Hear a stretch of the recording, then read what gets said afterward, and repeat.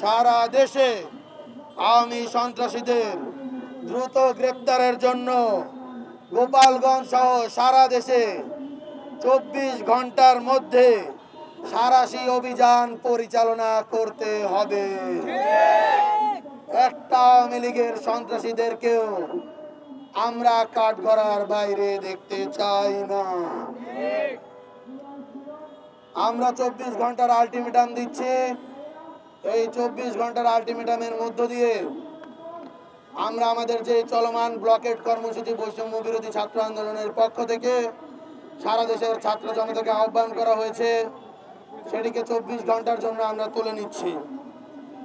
এবং 24 ঘন্টার আলটিমেটামের মধ্য দিয়ে আমরা বলতে চাই, আগামী 24 ঘন্টায় গোপালগঞ্জ সহ সারা দেশে সাঁড়াশি অভিযান পরিচালনার উপর আমরা কঠোর নজরদারি রাখব।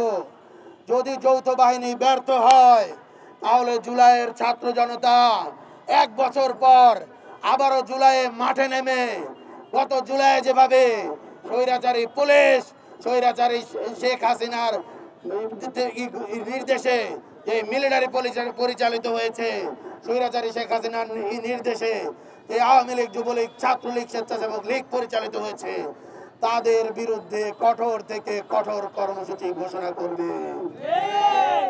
24 ঘন্টার আলটিমেটাম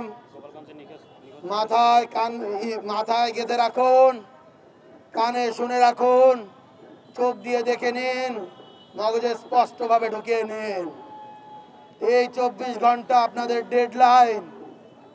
24 ঘন্টার মাঝে যদি জুলাইয়ের সহযোদ্ধাদের যারা এখানে হামলা চালিয়েছে তাদের গ্রেপ্তার না করা হয়, সাঁড়াশি অভিযান পরিচালনার ভিতরে ঢিলে তেতলামি করা হয়, তাহলে ছাত্র জনতা সারা বাংলাদেশ জুলাইয়ের মতো আবার অচল করে দেওয়ার জন্য প্রস্তুত রয়েছে।